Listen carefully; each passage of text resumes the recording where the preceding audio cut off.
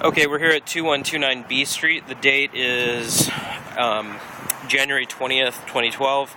We're going to be doing a walkthrough, move-in walkthrough for 2129 B Street number 2. We see the front of the building. We have sort of a xeriscape out here, a little bit of weeds out on the street. Walking in, it's an older driveway. It's been reinforced and built up over the years.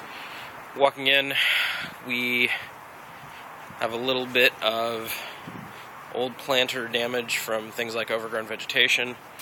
We have gravel and cracked sidewalks walking in. The gate here shows some evidence of wear, cracking. The lock is a little bit loose. Walking in further, we see some evidence, some materials from construction and some broken pavers there. The screen door, as we look, is a little bit worn, has some cracks near the top.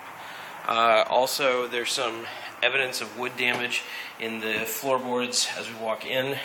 It's all very new and painted. It still smells like paint. Doors here are very new, but showing, or not new, newly painted, but showing some gouging and a little bit of spotting from the paint job. So, walking in, first room we go to is the living room. The doors, knobs, and locks don't exist for this room. It's just an open room. However, we do see on the flooring some amount of cable holes in the corner where cables have been attached at various times throughout the years. We have, on the windows, there is currently no window treatments. There are loose screens and only marginally functional window locks. They've been painted over like 100 times. Evidence of a lot of puttying, as well as some overpaint onto the paint itself. This lock here does not lock at all.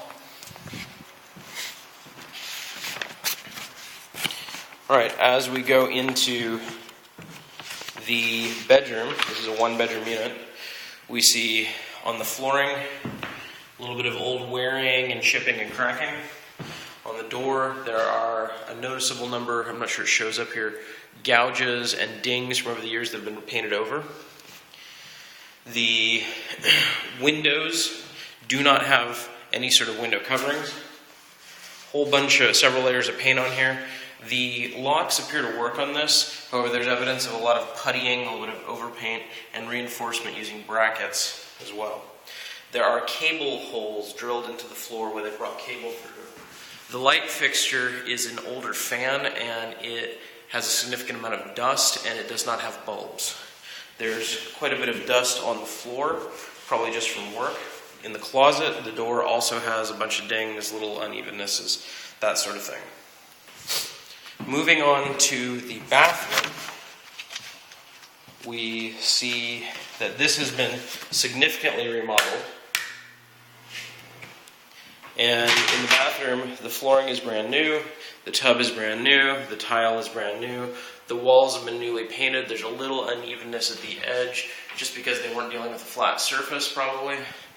The door is the original door, so it's like 100 years old. It's got some dings and gouges that have been painted over. And right here, it doesn't show very well, but there is some evidence of friction where it's binding with the door frame.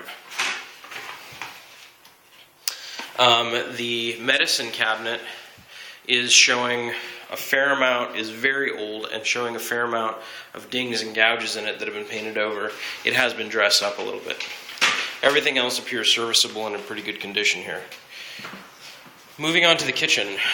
The fridge is unplugged, missing a handle. Some of the cabinets were glued shut, and we have pulled them open. So, like, for example, this one, which is very tight, was apparently glued to the frame for some reason. And at least one of them, this drawer in particular, remains glued shut. We cannot get that open. The stove seems to work all right. It is missing one knob there. The hood has been painted over several times, obviously with actual wall paint. And the light works, but the fan does not. Let's see here. The counters are showing some amount of dripped paint on them, and there's a little bit of gapping where there